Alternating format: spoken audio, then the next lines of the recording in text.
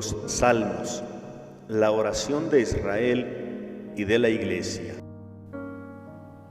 Que la palabra de Cristo habite en ustedes con toda su riqueza, para que con toda sabiduría se enseñen y aconsejen unos a otros, y con un corazón agradecido canten a Dios salmos, himnos y cánticos inspirados.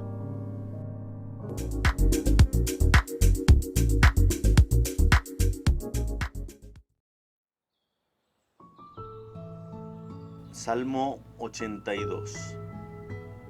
Dios se levanta en la reunión de los dioses, en medio de los dioses juzga. ¿Hasta cuándo juzgarán injustamente y levantarán el rostro de los impíos? Defiendan al débil y al huérfano, hagan justicia al afligido y al menesteroso, libren al afligido y al necesitado, líbrenlo de la mano de los impíos. No saben, no entienden, andan en tinieblas, tiemblan todos los cimientos de la tierra. Yo dije, ustedes son dioses y todos ustedes hijos del Altísimo, pero como hombres morirán y como cualquiera de los príncipes caerán. Levántate, oh Dios, juzga la tierra, porque tú heredarás todas las naciones. Gloria al Padre y al Hijo y al Espíritu Santo, como era en el principio, ahora y siempre, por los siglos de los siglos. Amén. Composición del Salmo 82. En cuanto a su género, es un salmo profético, como una denuncia. Hay algunos otros elementos también de algunos otros géneros, hay incluso algún aspecto de alabanza, hay también incluso una súplica. Algunos autores incluso llegan a comentar que se refiere quizá a un juicio, pero vemos un parecido al Salmo 58, que también es un salmo profético, y parecido también al Salmo 94. Ciertamente, el Salmo 94 es una recriminación profética para todos los malvados, mientras que el Salmo 58, al igual que este Salmo 82, más bien es una recriminación profética a los jueces, a los encargados de dictar sentencia. En este Salmo 82, Dios se sienta en su trono, juzga desde ahí a todos los jefes de la tierra que no juzgan con rectitud, más bien se corrompen, aliándose con los malvados, con los poderosos, haciendo así daño a los pobres e indefensos. Podríamos decir, es un juicio contra los jueces. Estructura del Salmo 82. ¿Cómo podemos dividir o estructurar este salmo? Los versos 1 y 8 forman como una inclusión, es decir, el aspecto de que Dios se levanta para juzgar en medio de esa asamblea. El verso 1, que Dios se levanta, se coloca en medio de los dioses o de los jueces, y el verso 8, esa invitación también a que Dios se levante, que Dios juzgue, porque a Él le pertenecen todas las naciones. Entonces, apartaríamos ese verso 1 como introductorio, presentación, el verso 8 como conclusivo, también reiterando el juicio de Dios, Y en medio tendríamos los versos 2 al 4, que es una recriminación a los jueces por su ejercicio injusto de su trabajo. El verso 5 es como sapiencial, podríamos decir que es como el centro de este salmo, una reflexión sobre el hecho de que estos jueces no piensan, no miden sus consecuencias, todo el daño que hacen. Y luego los versos 6 al 7, otra sentencia, siendo ellos divinos, morirán como hombres. Así tenemos esa estructura. Verso 1, presentación. 2 al 4, una recriminación por su injusticia. Verso 5, sapiencial. Versos 6 y 7, la sentencia. Y el verso 8, conclusivo, como una inclusión con el verso primero. Verso 1, Dios se levanta para juzgar. Dios se levanta en la reunión de los dioses. En medio de los dioses, Él juzga. El hecho de levantarse o ponerse de pie es esa actitud de dictar sentencia en medio de la asamblea. Si hay cierta razón de los comentaristas que hacen referencia a este salmo como un juicio, pues es esa parte donde Dios dicta sentencia. ¿A qué se refiere con los dioses? Dios se levanta en la reunión de los dioses, en medio de los dioses, Él juzga. Puede hacer referencia a dos aspectos diferentes.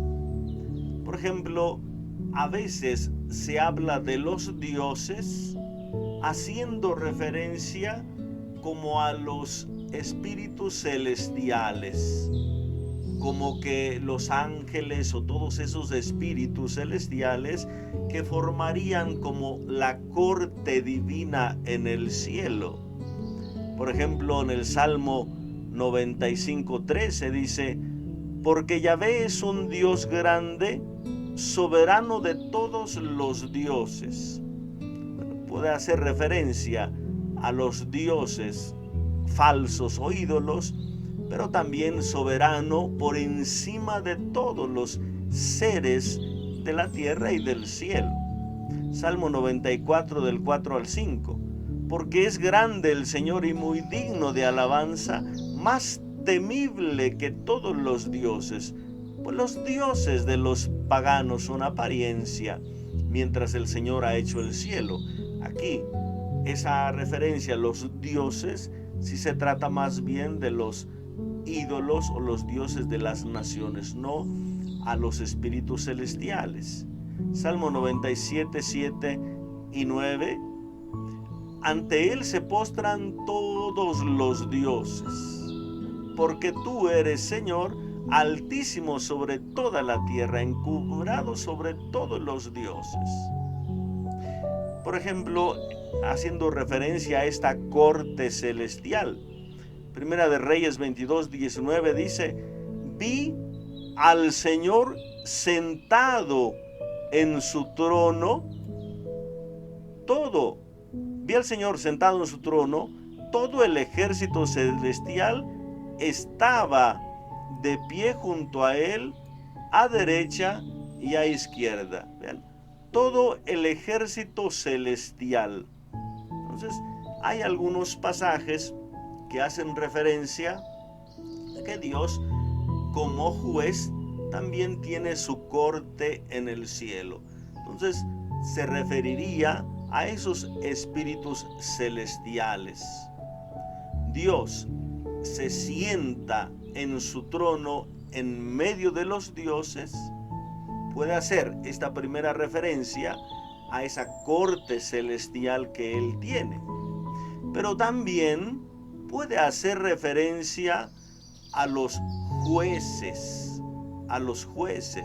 de la tierra. por ejercer una función que le corresponde solamente a Dios, entonces a los reyes, a los príncipes, a los jueces de la tierra, se les puede llamar dioses o como representantes de Dios, representantes de la justicia divina.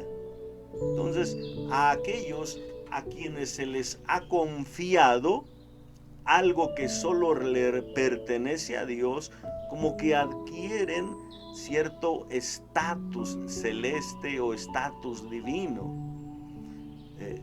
Por ejemplo, segundo libro de las Crónicas 19, del 5 al 7, leemos: Josafat estableció jueces en cada una de sus fortalezas del reino de Judá y les advirtió: cuidado con lo que hacen, porque no juzgarán con la autoridad de hombres, sino con la de Dios, que estará con ustedes cuando pronuncien sentencia. Por tanto, respeten al Señor y procedan con cuidado, porque el Señor nuestro Dios no admite injusticias, ni favoritismos, ni soborno. Vean, cuando Josafat establece los jueces, les dice: tengan cuidado. El ejercicio que ustedes van a desempeñar no es meramente un trabajo humano, sino que están haciéndolo por autoridad divina, en nombre de Dios. Debe ser, por tanto, un ejercicio celestial, un ejercicio divino. Sabiduría 6, del 1 al 4 dice: escuchen, reyes, y entiendan. Aprendan, gobernantes de los confines de la tierra. Presten atención ustedes, los que dominan muchedumbres y están orgullosos de esa multitud de súbditos. El Señor examinará sus obras e investigará sus intenciones, porque Él les ha dado el poder y ustedes han recibido el dominio de mano del Altísimo. Ustedes son ministros de su reino, pero no han juzgado con rectitud, ni han cumplido su ley, ni se han comportado según su voluntad. Vean, una autoridad divina confiada a una autoridad humana. Podríamos de alguna manera recordar aquellas palabras que le dice Jesús, por ejemplo, a Pilato en el Evangelio de Juan, cuando Pilato le dice a Jesús: háblame, dime algo. Yo tengo poder, autoridad para condenarte o para salvarte. Y le dice Jesús: no tendrías ninguna autoridad si no te hubiese sido dado de lo alto. Si Dios no te hubiera concedido esa autoridad, no la tendrías. Entonces, esta autoridad divina, a Él, al que le corresponde juzgar, regir la tierra, la confía a los hombres. Y por lo tanto, pueden los hombres, por su ejercicio, recibir ciertos títulos divinos, o por lo menos, quizá no en cuanto a su persona, pero sí a su ejercicio ministerial o judicativo, es decir, como jueces, pueden ser llamados dioses o hijos de Dios. Nosotros en la Iglesia Católica tenemos una expresión, por ejemplo, para los sacerdotes: alter Christus, es decir, otro Cristo, porque reconocemos que en su ministerio sacerdotal, en su ministerio sagrado, está actuando la persona de Cristo. No el sacerdote por sí mismo, por su humanidad, sino el Cristo está actuando en el sacerdote. Entonces, alter Christus, otro Cristo, en persona de Cristo. Bueno, posiblemente cuando dice el Salmo: Dios en medio de los dioses juzga, es decir, está también juzgando a través de los jueces. Dios juzga desde su trono, rodeado de su corte celestial, pero Él mismo aquí en la tierra juzga a través de los jueces. Por lo menos aquí en este versículo presenta lo que debería ser el ideal, que el juicio divino desde el cielo pueda trasladarse al juicio de los que rigen esta tierra. Verso 2 al 4. ¿Hasta cuándo juzgarán injustamente y levantarán el rostro de los impíos? Defiendan al débil, al huérfano, hagan justicia al afligido y al menesteroso. Libren al afligido y al necesitado, líbrenlo de la mano de los impíos. Aquí tenemos esta expresión de alguna manera que manifiesta esa urgencia del cambio, de la transformación. Hay algunos salmos que hemos escuchado cuando el orante le dice a Dios: ¿hasta cuándo, Señor, vas a actuar? Ahora el Señor les dice a los jueces: ¿hasta cuándo? Como decir, ya les he tenido mucha paciencia, pero ustedes no actúan justamente. ¿Hasta cuándo juzgarán injustamente? Levantarán el rostro de los impíos. Levantar el rostro de los malos se refiere a juzgar injustamente, a la corrupción, que por sus sentencias injustas hacen que el pobre, el inocente, el afligido incline su cabeza, y que aquel arrogante, poderoso, el malvado que se quiere aprovechar de los pobres, levante su cabeza, salga orgulloso, salga triunfante. ¿Hasta cuándo levantarán el rostro de los impíos? Es decir, favorecen a los impíos. ¿Hasta cuándo? Defiendan al débil, al huérfano. Vean, aquí se habla de defender, de hacer justicia y de liberar. Defender porque los pobres, los pequeños, son aplastados, son perseguidos, son amenazados, sufren violencia por los ricos, por los poderosos, por los malvados. Entonces necesitan que el juez sea su defensor por su amor a la verdad, por su defensa de la verdad y de la justicia. Entonces, que defiendan a estos pequeños. Hagan justicia. ¿Qué quiere decir? Pues condenen al culpable, pero absuelvan al inocente. No hagan al revés. No absuelvan al culpable y condenen al inocente. No se corrompan. Libren a los afligidos, a los necesitados. Es decir, quítenle las cargas. Esto es lo que ha hecho Dios. Dios ha venido en defensa de sus pobres para hacer justicia y para liberarlos, para quitarles la carga. En el Salmo pasado, el Salmo 81, escuchamos esa expresión: yo libré sus hombros de la carga. Les dejé manos libres. Sus manos dejaron las cadenas, la esclavitud.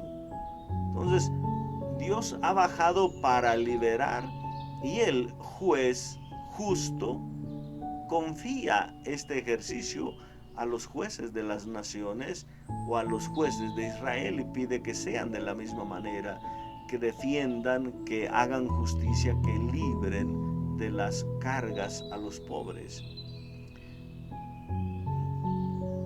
¿Cuáles son los títulos que se dan aquí a estos necesitados? El débil, vean, el débil es el que no puede valerse por sí mismo, no tiene fuerzas para él defenderse. El huérfano, también el que está solo, el que no tiene protector. El afligido, el que está inclinado, el que está triste por las cargas, por el peso. El menesteroso, es decir, el que anda buscando a ver qué logra encontrar. El necesitado. Vean, estos títulos de los que están sufriendo hacen referencia siempre a una situación en la cual ellos no se pueden valer por sí mismos, sino que necesitan de alguien que les proteja. Y para esto ha sido puesto el juez, para defender. Entonces aquí hay una recriminación de Dios para estos jueces. ¿Hasta cuándo van a estar favoreciendo a los malvados y causando daño a los pobres, a los afligidos, a los necesitados? Dios rechaza todo tipo de soborno. En Éxodo 23:6 leemos: no aceptarás soborno, porque el soborno ciega al que ve con claridad y falsea la causa del inocente. Vean, el soborno ciega, falsea. Levítico 19:15: no cometerás ninguna injusticia en los juicios. No serás parcial ni por favorecer al pobre ni por honrar al rico. Juzga con justicia a tu prójimo. Deuteronomio 1:17: no sean parciales en la sentencia. Oigan por igual a los pequeños y a los grandes. No se dejen intimidar por nadie, porque la sentencia es divina. La sentencia es de Dios y ustedes están ejerciendo un trabajo de Dios. Podemos ver, por ejemplo, también Levítico 19:15, 19:35, Job 13:10, 22:26, 32:21, 34:19, donde habla de no caer en el favoritismo. Dios escucha a los pobres y afligidos. Eclesiástico 35, 21 al 22. Los gritos del pobre atraviesan las nubes y hasta alcanzar a Dios no descansan. No cesa hasta que Dios le atienda y el juez justo le hace justicia. ¿Bien? Y el verso 25: Dios tampoco les dará largas hasta defender la causa de su pueblo y darles la alegría de la salvación. Entonces, Dios es justo y por lo tanto oye y vela por los afligidos, por los necesitados. Por eso Dios se enfrenta a estos jueces corruptos, jueces injustos. Isaías 3, del 13 al 14. El Señor viene a entablar un pleito con los jefes y príncipes de su pueblo. Ustedes han arrasado las viñas, tienen en casa lo robado al pobre. Tienen en casa lo robado al pobre.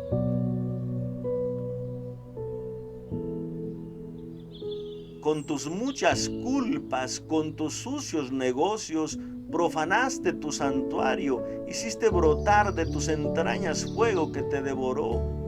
Te convertí en ceniza sobre el suelo a la vista de todos. Tus conocidos de todos los pueblos se espantaron de ti. Siniestro desenlace, para siempre dejaste de existir. Ezequiel 28, del 18 al 19. Vean cómo Dios se enfrenta a los jueces injustos, les pide cuentas. Por eso en este salmo les dice: ¿hasta cuándo? No sigan favoreciendo a los malvados.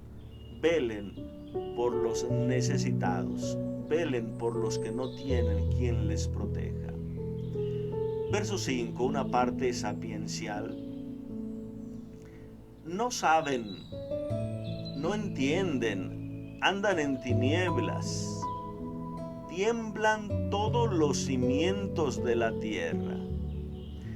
No saben, no entienden, no se dan cuenta, se refiere a que no toman conciencia, no son capaces de comprender la verdad, de comprender la justicia y por lo tanto de llevarla a cabo. O sea, están en el engaño, están en el error, están en la mentira. Podemos ver, por ejemplo, Primera de Reyes 3:9, Isaías 56:11, Salmo 139:2, Job 32:9, cómo habla de ese aspecto de no comprender. Significa no saber, no entender, no darse cuenta de la verdad de las cosas y por lo tanto no medir las consecuencias. Las tinieblas representan el caos, representan el desorden, andan en tinieblas, andan causando daño a toda la tierra. Isaías 59:9 dice: por eso el derecho queda lejos de nosotros y la justicia no se nos acerca. Esperábamos la luz y miren, llega la oscuridad. Esperábamos la claridad del día, pero caminamos en tinieblas. Es lo que causa que los dirigentes, los encargados de la justicia, se corrompan, hacen perecer a su pueblo, lo hacen andar a oscuras en tinieblas. ¿Qué causa esto? Que se tambalee la tierra, que los cimientos de la tierra tiemblen. Los cimientos de la tierra están representados por la práctica de la justicia. Es decir, el juez es una base, una columna de estabilidad social, de estabilidad comunitaria, de estabilidad común. Es decir, su ejercicio es lo que sostiene la relación, sostiene la estabilidad de un pueblo. Entonces, cuando éste se corrompe, pues el pueblo ya tambalea, ya puede venirse abajo, puede la sociedad destruirse, puede dañarse y acabar en la ruina. Es la imagen que utilizan también de ese temblar de los cimientos. Por ejemplo, el Salmo 11:5 dice: cuando ceden los cimientos, ¿qué puede hacer el justo? Es decir, un justo que es perseguido, los amigos le aconsejan que huya porque los cimientos han cedido. Es decir, aquellos jueces que podrían ayudarle se han corrompido. Entonces no tienes a quién acudir. No puedes hacer una denuncia porque van a favorecer al poderoso. Entonces huye. Es el consejo que le dan en el Salmo 11 al orante, que huya porque ya se tambaleó la tierra, porque cedieron los cimientos por la corrupción de los jueces. Entonces, esta es la parte reflexiva del Salmo, la parte central, una invitación a que puedan reflexionar, puedan entender lo que están causando con su forma de actuar. Versos 6 y 7, la sentencia divina. Yo dije: ustedes son dioses y todos ustedes hijos del Altísimo. Pero como hombres morirán y como cualquiera de los príncipes caerán. Vuelve a repetirse la misma frase de al principio. Yo dije: ustedes son dioses. Es decir, yo les confié algo tan sagrado que solo le corresponde a Dios. Por eso a ustedes les llamó dioses, porque están haciendo el papel de Dios. Es por ejemplo, como el nombre de Padre, el único dueño de la vida, el único dador de vida, el único al que le corresponde y puede engendrar por su autoridad, es Dios, el Padre. Pero Él concede esa gracia a los hombres que pueden engendrar hijos. Y estos hombres son llamados padres también. Vean, padres, ¿por qué? Por el hecho de poder engendrar. Pero esto no es por su propia capacidad o su no, sino es algo dado por Dios, confiado por Dios. Así es la justicia, el ejercicio de la justicia. Entonces, yo los constituí a ustedes como dioses. Es lo que está diciendo aquí el Salmo. Yo dije, ustedes son dioses. Es decir, yo los constituí como dioses. Los constituí como jueces, que es algo que le corresponde a Dios. Y todos ustedes los constituí como hijos del Altísimo. Hijos de también es una expresión hebrea que significa que tienen características de, por ejemplo, hijos de Dios. No nos referimos propiamente a Jesús, que Él es hijo de Dios por naturaleza, sino especialmente a las expresiones del Antiguo Testamento o de esta influencia semítica, ¿no? Por ejemplo, se habla de los hijos de la luz. ¿Qué se refiere hijos de la luz? O sea, que tienen características de dejarse guiar por la luz, por el entendimiento, por la razón, por la gracia de Dios. Se utiliza la expresión, por ejemplo, hijos de las tinieblas, es decir, aquellos que están metidos en el error, en la confusión, en el engaño. Se habla de hijos de condenación, por ejemplo, San Pablo utiliza esa expresión, es decir, aquellos que se dedican a hacer el mal. Hijos del trueno, acuérdense de esa expresión de Santiago y Juan, los hijos de Zebedeo, que es los hijos del trueno. Bueno, por sus características de su fuerza, de su fuego, de su actitud, de su ímpetu. Hijos de Abraham, vean, hijos de Abraham, Jesús dice, deberían tener las características de Abraham. Entonces utiliza esta expresión, hijos del Altísimo, significa que ustedes deben tener las características de Él. Entonces, lo que Dios les está diciendo aquí es, yo los constituí a ustedes como dioses, como hijos de Dios, hijos del Altísimo, por su ejercicio de la justicia. Pero no se han comportado como tal. Por eso, como hombres morirán, como cualquier príncipe caerán. Teniendo la posibilidad de comportarse como hijos de Dios, teniendo la posibilidad de ser considerados divinos, representante de Dios. Vean, que ejerce la autoridad divina, que como diría San Pablo, tiene el olor de Cristo. Él utiliza esa expresión, pero alguien podría decir, tiene el olor de Dios, tiene la característica de Dios. Ustedes estaban llamados a hacer esto, a ser considerados casi divinos.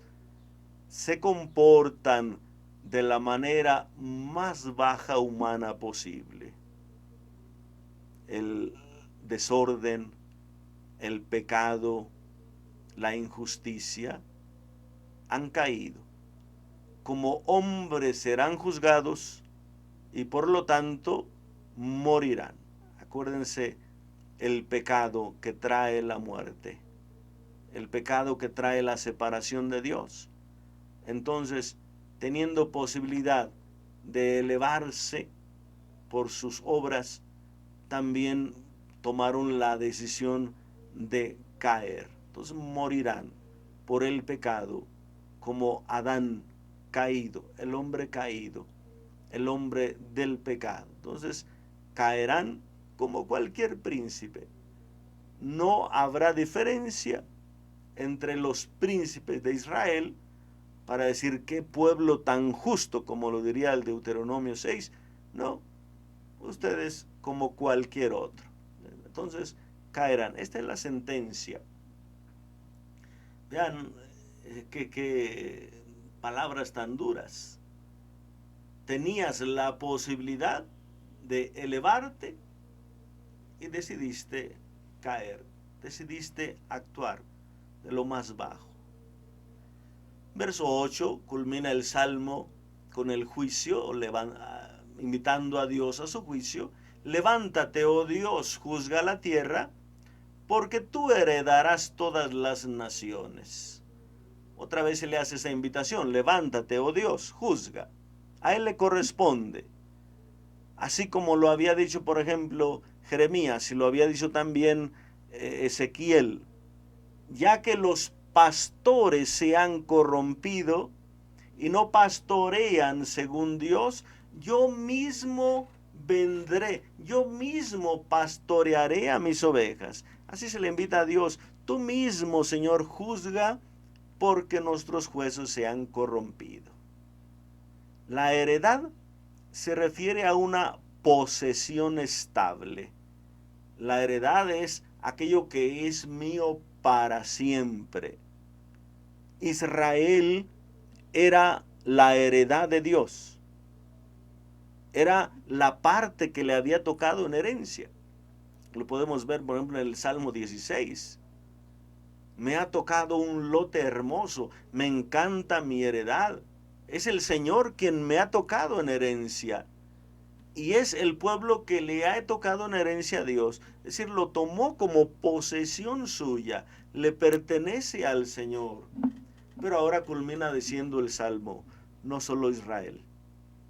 Dios va a actuar de tal manera que todos los pueblos sean de su heredad. Que todos los pueblos le pertenezcan. Vean, tú heredarás todas las naciones. Todas te pertenecerán. Entonces, de alguna manera, un llamado de atención también a esas injusticias cometidas en el pueblo de Israel, especialmente por sus líderes, por sus jefes, por sus sacerdotes, sus ministros, sus reyes, sus jueces, y también esa apertura universalista que todos los pueblos son llamados a pertenecer al Señor y que el Señor es el juez de toda la tierra. ¿Cómo podemos nosotros, queridos hermanos, orar con este salmo? Pues también podemos contemplar cierta corrupción universal, cómo se ha ido extendiendo cada vez más ese aspecto de la corrupción en las autoridades. Y a veces no solamente civiles, no solamente políticas. A veces se puede dar corrupción hasta en autoridades económicas, en autoridades religiosas, en autoridades educativas, en todos los campos puede darse la corrupción, y entonces esto crea inestabilidad en la sociedad. ¿Qué debemos hacer nosotros? Pues se trata de comprometernos.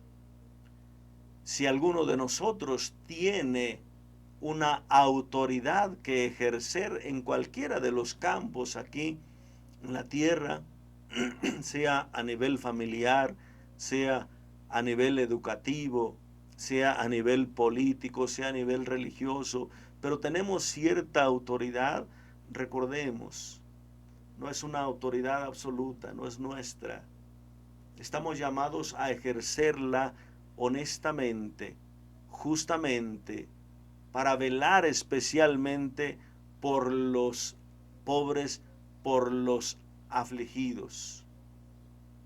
Mantenernos unidos a Jesús, que Él es el que nos enseña realmente a ejercer esa autoridad, el modelo de justicia.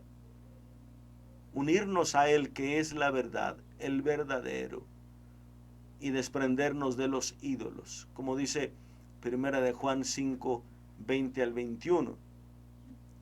Sabemos que el Hijo de Dios ha venido y nos ha dado inteligencia para conocer al verdadero. Estamos con el verdadero y con su Hijo Jesucristo. Él es el verdadero Dios y la vida eterna. Hijos, guárdense de los ídolos. Guárdense de todo aquello que los distancia de Dios. Guárdense de aquello que los hace caer y más bien busquen realizar todas las cosas como hijos de Dios, porque también estamos llamados a elevarnos, a crecer. Queridos hermanos, que Dios les bendiga abundantemente, en el nombre del Padre, y del Hijo, y del Espíritu Santo. Amén. Si te gustó este video, dale like, suscríbete y activa la campana.